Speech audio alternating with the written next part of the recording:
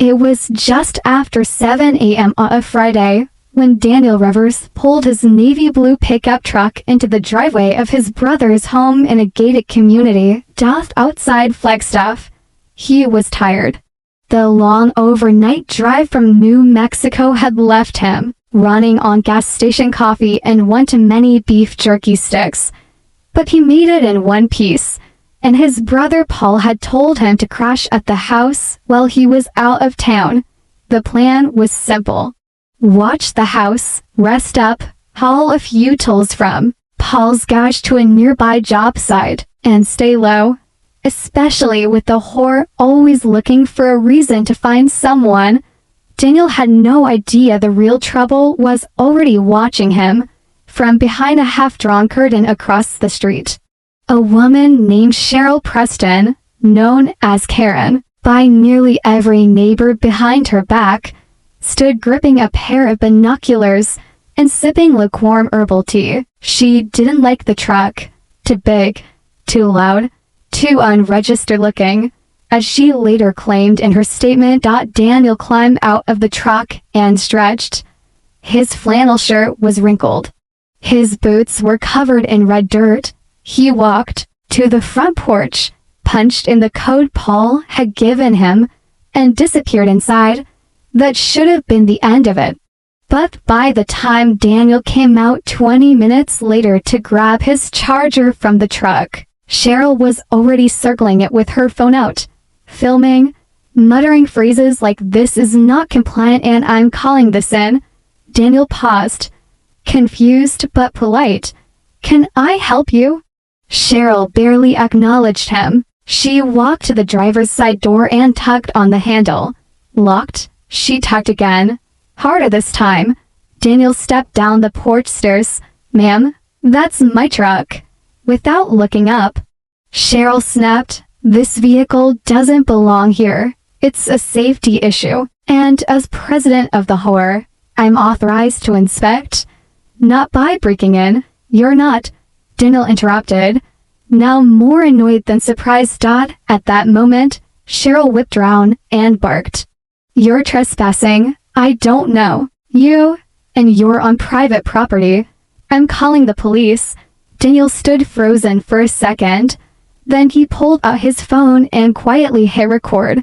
It wasn't the first time someone had assumed he didn't belong because of how he looked. Rough around the edges, brown skin, out-of-state plates. But this was different. This wasn't ignorance. This was theater. And the audience was growing. Neighbors across the street had stepped onto their lawns. A woman with curlers and a bathrobe leaned on her fence.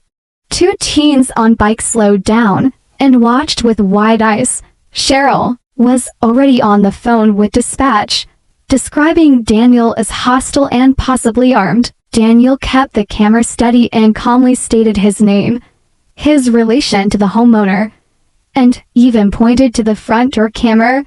That's when Cheryl made her mistake. Still clutching her phone, she turned back to his truck and tugged on the door again. Then she tried to yank the tailgate open, and the timing couldn't have been worse. A police cruiser pulled into the cul-de-sac just as she did it.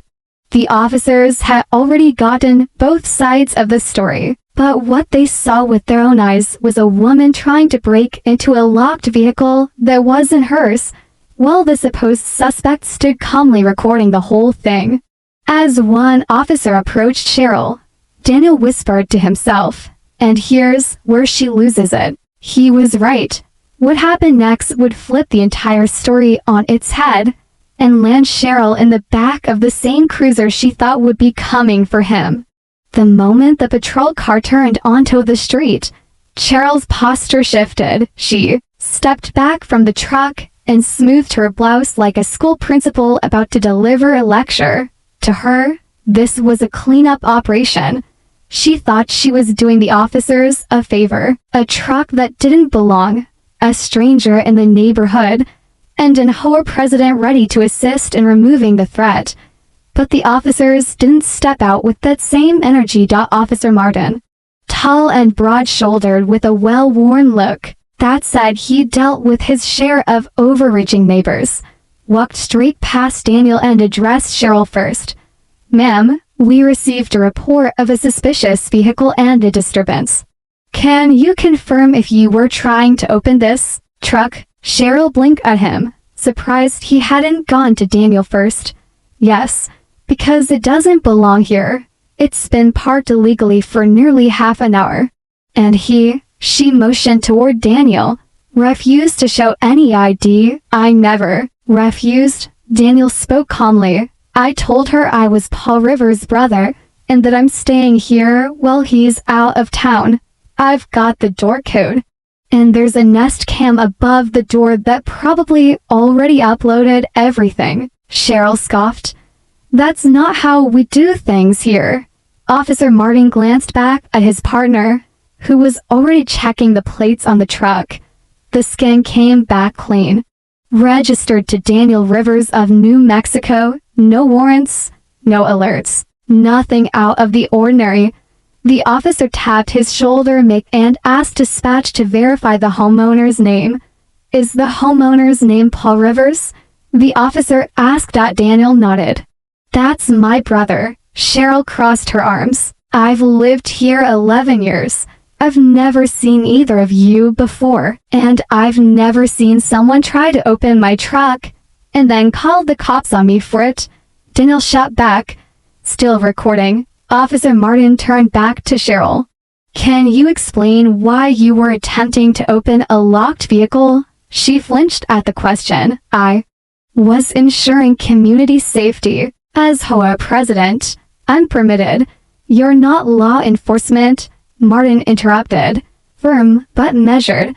Trying to open someone else's vehicle without consent is potential tampering, especially when you've been informed it's not yours." Cheryl's tone shifted. "You're taking his side." "We're not taking sides, ma'am. We're following facts. And what we've got on video so far shows you attempting to access a vehicle that doesn't belong to you after being told to stop." The second officer returned, whispering something in Martin's ear. Martin nodded and took a breath. "Ma'am," he said, "I'm going to need you to turn around." The street fell silent. "You can't be serious," Cheryl hissed. "I'm placing you under temporary detainment for vehicle tampering pending further investigation. You're not under arrest at this time. But I need you to comply." The moment the cuffs came out, neighbors emerged like prairie dogs from hiding. Garage doors halfway lifted. Phones already filming. "Just dropping one by one." Cheryl protested as the cuffs clicked into place. "This is outrageous. I am the whore. You're arresting the wrong person." Daniel leaned against the truck, phone still recording, shaking his head slowly. "Told you it was mine." Officer Martin guided Cheryl into the back seat of the cruiser. Her face, once painted with righteous control, now twisted in disbelief. She hadn't expected this. Not here. Not in her neighborhood. As the door shut behind her, Daniel looked over at the officer. "Can I file a report?" Martin nodded. "We'll take a full statement. And you'll want to get the security footage from the doorbell. This may turn into more than just tampering. False reporting is no joke." "I've got it all," Daniel said. Just then, Paul's neighbor from 2 doors down, a retired teacher named Mrs. Langford, stepped over quietly. "She's done this before," she said softly. "Last year was a plumber who parked out front. Before that, a postal worker she didn't recognize." "You're not the first." Daniel raised an eyebrow. "Guess I'm just the first one with a camera and a little patience." Mrs. Langford gave him a knowing smile. "Maybe you'll be the last." Daniel couldn't help but wonder, was this just a nosy neighbor gone too far? Or was something deeper going on with Cheryl Preston? As the patrol car pulled away, Cheryl's glare fixed on Daniel through the glass, and she didn't look down. By the next morning, Cheryl Preston's arrest had become more than a neighborhood buzz. It was a full-blown event. Video clips from Daniel's phone had already made their way onto Facebook through the neighborhood watch group, and from there to local Reddit threads. One version even had dramatic music and a slow-motion replay of the moment she got cuffed. Daniel hadn't posted the video himself. He didn't need to. It spread like wildfire thanks to Mrs. Langford's grandson, who knew exactly how to tag it. For visibility. At sunrise, Daniel sat on the porch, sipping his brother's terrible instant coffee, watching joggers pass by a little slower than usual, their eyes lingering just a beat too long on the driveway where his truck still sat. He felt the shift in energy. The looks weren't judgmental anymore. They were curious. Some even nodded politely. One man across the street gave a thumbs up for a neighborhood where people barely waved. That was practically a plus. Daniel's phone buzzed. Pull text message.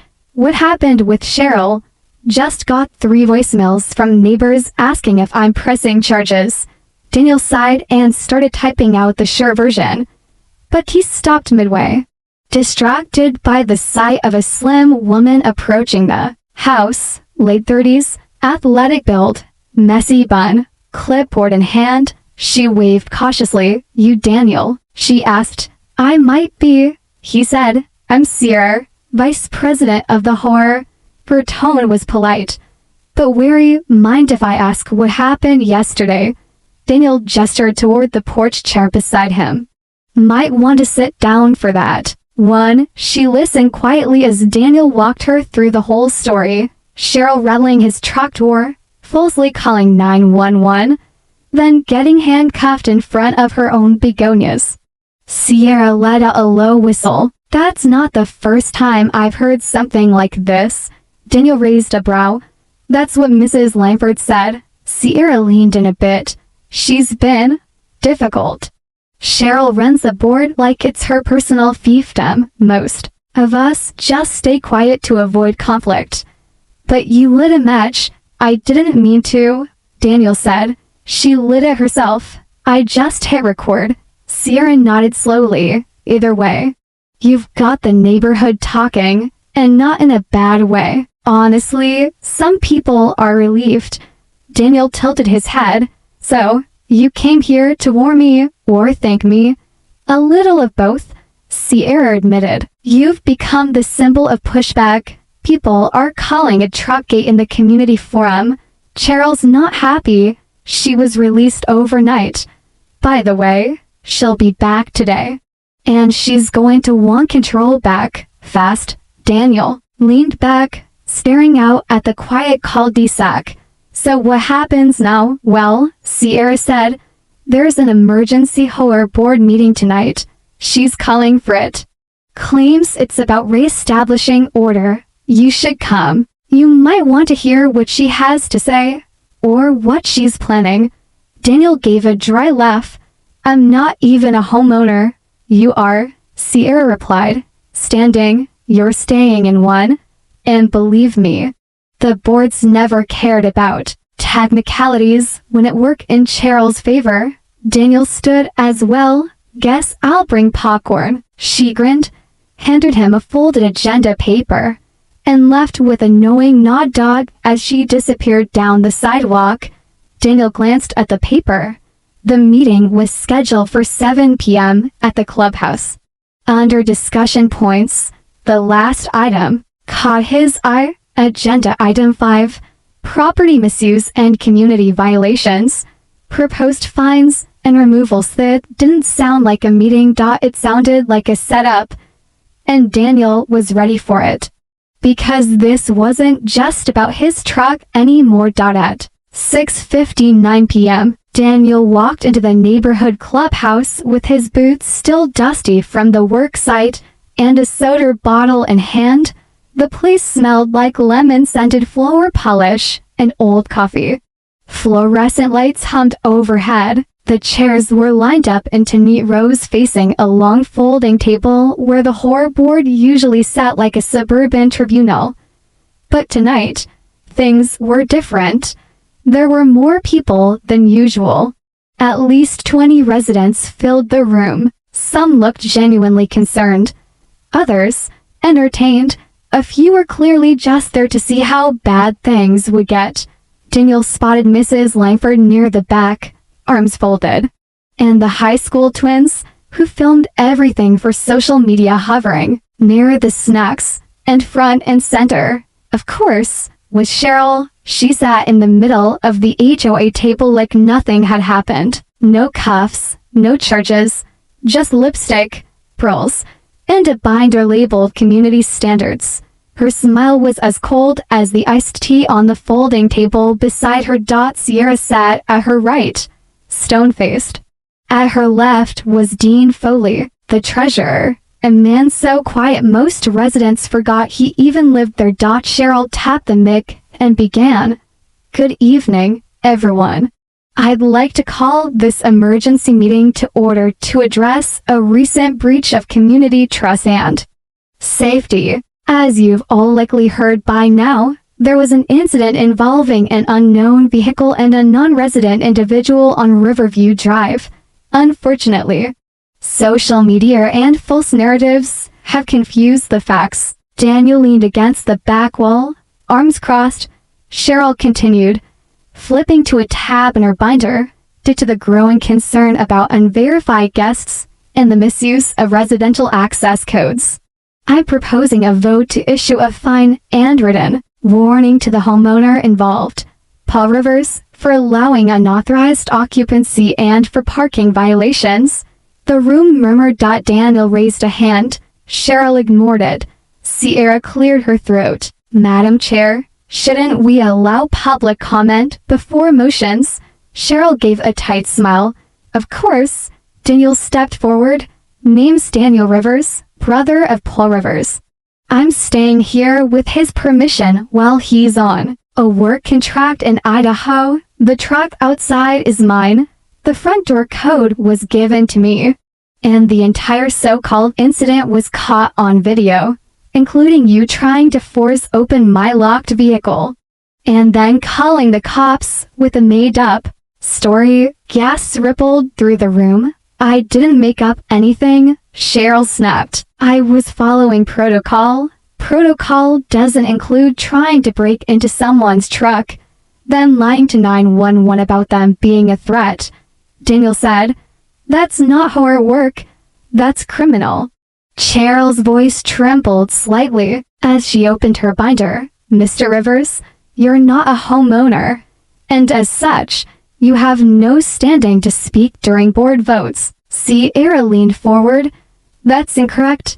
Guests of homeowners can speak during open forum if the homeowner has given them permission. Did your brother authorize that, Daniel? Daniel pulled out his phone and tapped a message. He did. Want it in writing. More murmurs followed. Dean finally spoke up, voice slow and cautious. Why are we fining Paul when no rule was actually broken? Seems like this is more about optics. Cheryl glared at him. Because we have standards. We can't allow vehicles to show up unregistered, guests staying without notification. But isn't that what you did with your nephew over spring break? Someone from the crowd asked. All eyes turned to Cheryl. She hesitated, flustered. That was different. How? Daniel asked. Silence. Then Sierra flipped her own notes. I'd like to formally motion for a pause in this hearing. In light of potential liability, I think we need legal review before discussing penalties. Cheryl's knuckles turned white on the edge of the table. Fine, table it. But this isn't over. As she stood to leave, Daniel met her eyes. Not by a long shot. He said. The meeting broke into scattered conversations. But the lines were drawn. Daniel wasn't just a guest anymore. He was the face of resistance, and Cheryl, rattled, for the first time, was about to play her next card. But she had no idea someone was already digging into hers. By Monday morning, the air in the neighborhood felt different. The crispness of routine had been replaced with whispers behind hedges, cars idling longer than needed at intersections, and neighbors side-eyeing each other as they pulled in their garbage cans. Something was shifting, and it wasn't just about Daniel anymore. At 9:14 a.m., a plain manila envelope appeared on Paul Rivers' front porch. No postage, no return address, just one word written in bold Sharpie across the front. Review. Daniel found it when stepping out to head to the hardware store. At first, he figured it was HOA junk mail, but it felt too heavy. He peeled it open cautiously. Inside was a stack of photocopies. Some were forms, some were email printouts, and on top, clipped loosely with a bent paperclip, was a single-page HOA violation report with Cheryl Preston's name listed not as the author, but as the recipient. He frowned and sat down on the porch bench. The first few pages detailed unapproved property modifications on Cheryl's own home, extra landscaping done without board review, a shed installed to feet past easement limits, and oddly 2 years of unpaid quarterly dues from 2019 that had somehow been cleared without proper documentation. The email thread showed that Sierra had questioned these discrepancies months ago, but her follow-ups had gone unanswered. Every email chain ended the same way: forwarded to Cheryl, marked resolved, and locked from further edits. Daniel's pulse picked up. He flipped through the rest: screenshots of anonymous community complaints about Cheryl's pattern of intimidation, audio transcripts of meetings where she shut down opposition, and one typed letter from an anonymous board member who claimed Cheryl had used HOA funds for personal legal counsel during an unrelated neighborhood dispute. At the bottom of the pile, written in a shaky hand, was a note: if she's done it to you, she's done it before. But this time, someone's watching. Be smart. Don't just get even, get everything. Daniel exhaled slowly and looked across the street at Cheryl's house. The blinds didn't move, but he could feel them watching. He pulled out his phone and called Sierra. She answered on the first ring. Let me guess, you got it too? Someone else got one. 3 people on the board so far, she said. All the same format, all the same message. Someone's feeding us her dirt. Who? I don't know. But whoever it is, they've been keeping records. This isn't gossip, these are board-level documents. Daniel flipped back to the page about the unpaid dues and took a photo. I've got a feeling the whole neighborhood's about to turn upside down. That may already be happening, Sierra said. There's another emergency vote scheduled this Thursday. Cheryl's trying to rewrite a bylaw, one that lets the board remove residents for ongoing disruption.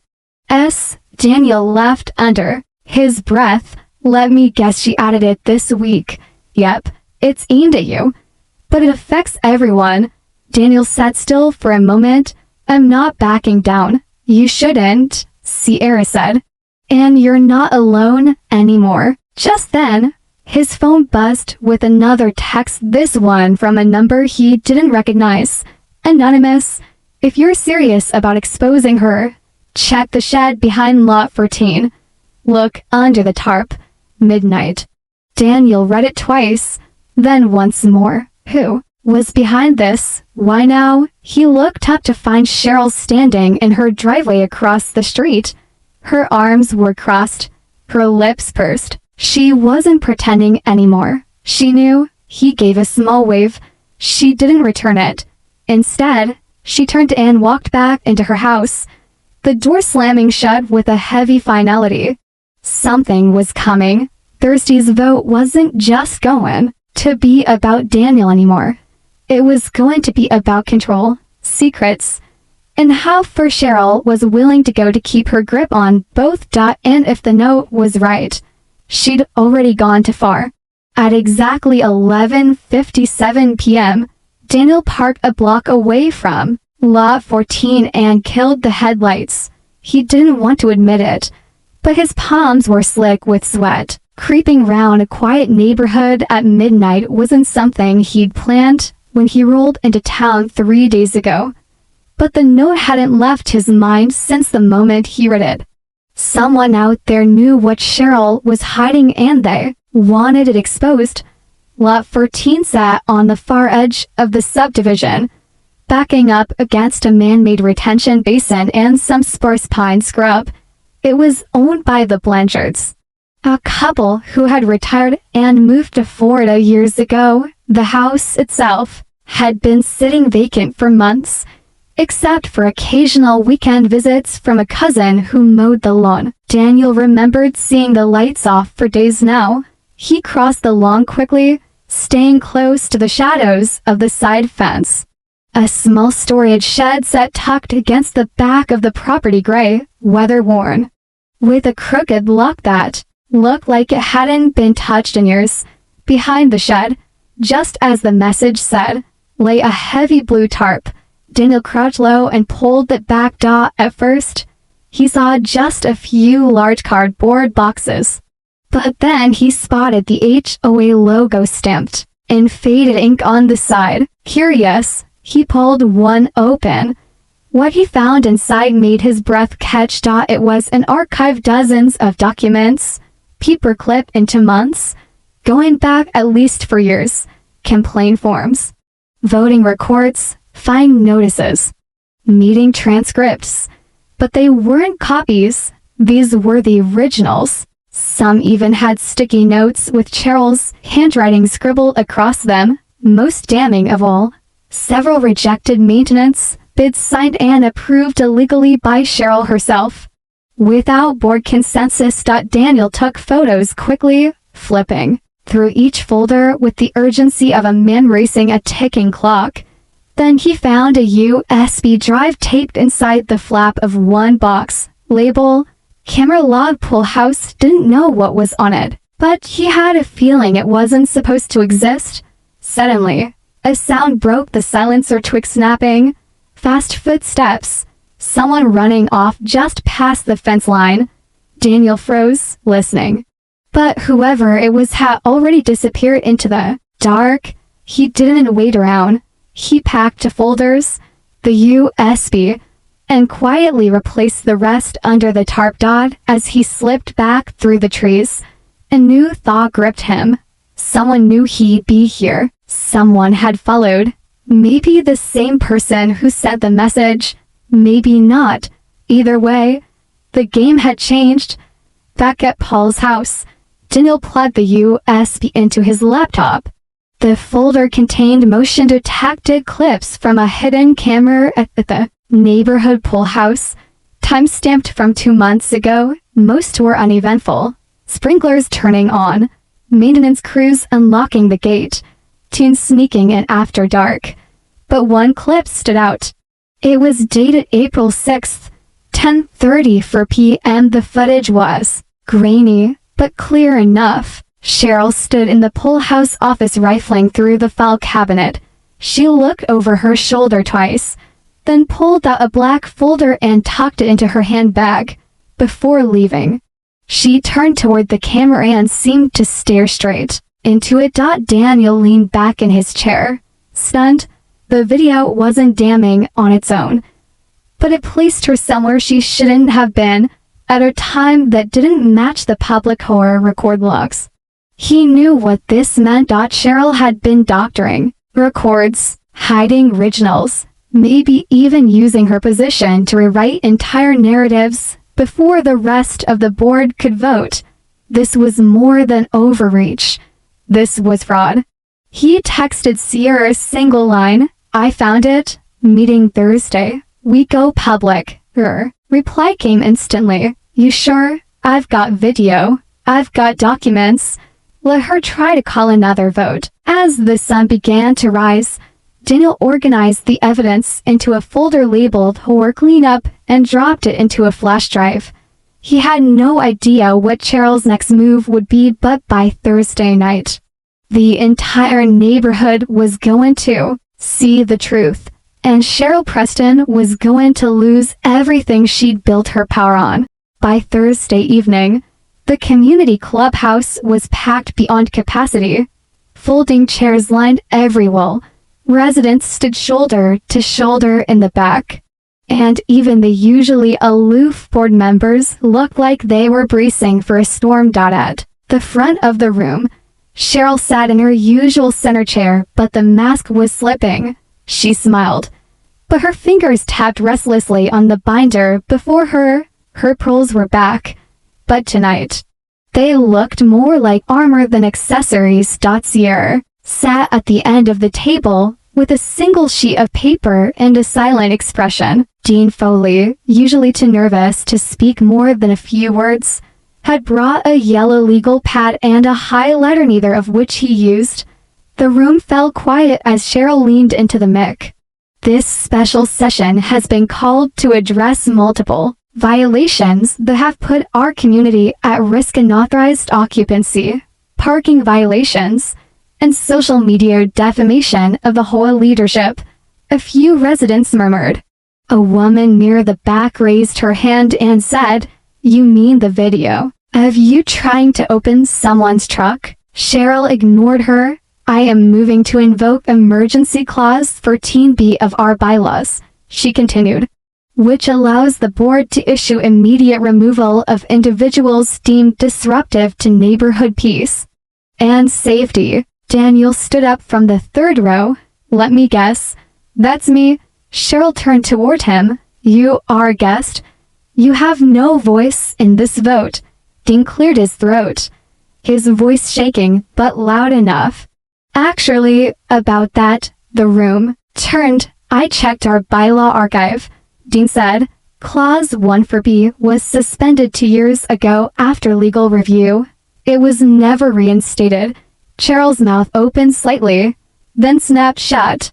Daniel took the moment. "Mind if I speak now?" Without waiting for permission, he stepped forward and placed a USB drive on the table. "I'd like to enter evidence before or any vote. Evidence of financial misconduct, abuse of power, and tampering with HOA documentation." Cheryl stood. "That's slander." "Not if it's true," Sierra said calmly. "Let's see it." Dean connected the USB to the laptop hooked to the projector. The screen behind the board lit up with the grainy pool house footage. Cheryl, late at night, pulling files from the cabinet, staring right into the hidden camera. Gasps filled the room. Daniel stepped beside the screen. She claimed this meeting was about safety, but the truth is, Cheryl has been hiding documents from the board, making decisions without votes, and forging sign-offs on maintenance contracts. I have 3 years of records, originals, stashed behind a shed on a vacant lot. You know how I found them. Someone mailed them to me. He held up the envelope with the word review written across it. Cheryl's voice cracked. "This is a smear campaign." "Maybe," Daniel said, "but it's built on your own signature." Dean stood again, firmer this time. "This needs legal review, effective immediately." I motioned to suspend Cheryl Preston from all HOA duties, pending investigation. Sierra seconded. The room erupted. People clapped, whispered, shouted across rows. But then, the twist came.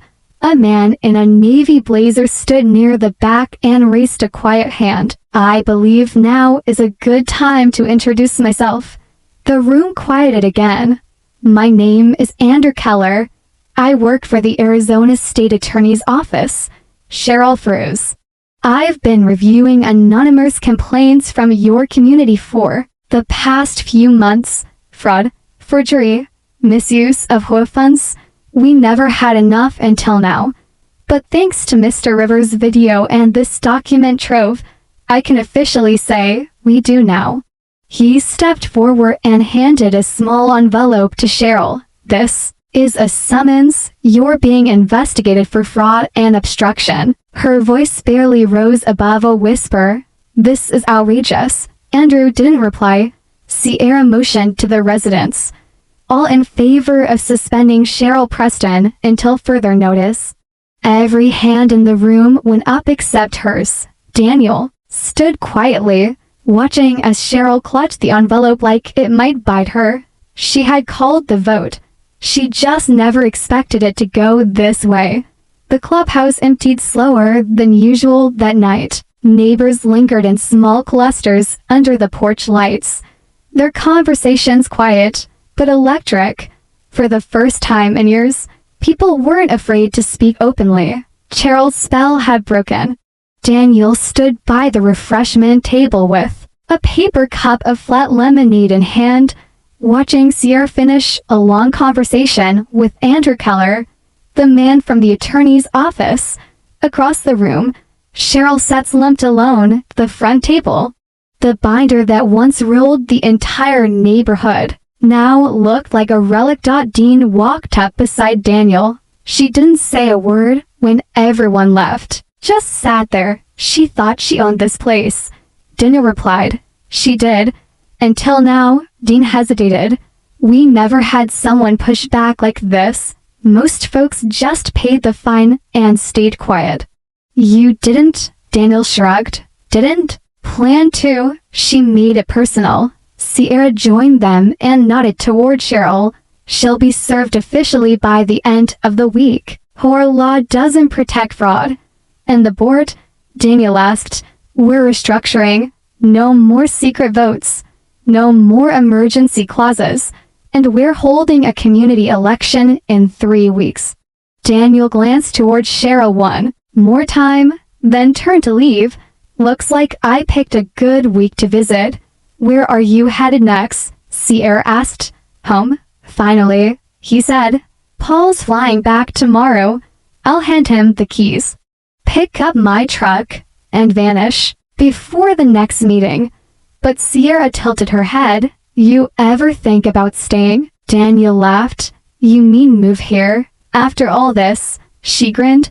"That's exactly why." He shook his head, amused, but didn't say no. The next morning, Daniel loaded up his truck just as the sun cracked over the rooftops. Paul arrived, with a travel bag over one shoulder, sleep-deprived and confused. "You took care of the house, right?" he asked groggily. Daniel smirked. "Yeah, and the horror, too." Paul blinked. "Wait, what?" Daniel tossed him the folder labeled HOA. "Clean up. Long story. Get some coffee first." He started the engine and gave one last look at the quiet cul-de-sac.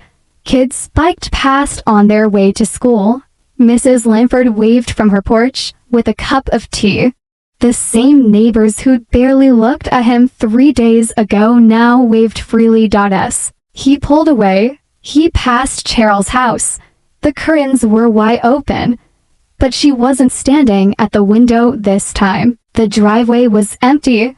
The once pristine garden looked unwatered, almost like the place had exhaled after holding its breath for too long. But something caught his eye near the mailboxer for sale by owner sign, crookedly stuck in there. Grass. He smiled. 2 weeks later, Daniel was back home in New Mexico, replacing a water heater for a family friend, when he got a text from Sierra. Sierra, guess who officially resigned from the HOA, and who's now nominated for president? He wiped his hands and replied, "Daniel, let me guess. Cheryl and you, Sierra. Bingo. She left town 2 days ago." Quiet exit.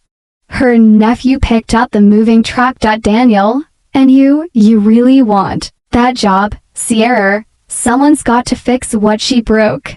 And the board added a new clause. "Daniel, what clause?"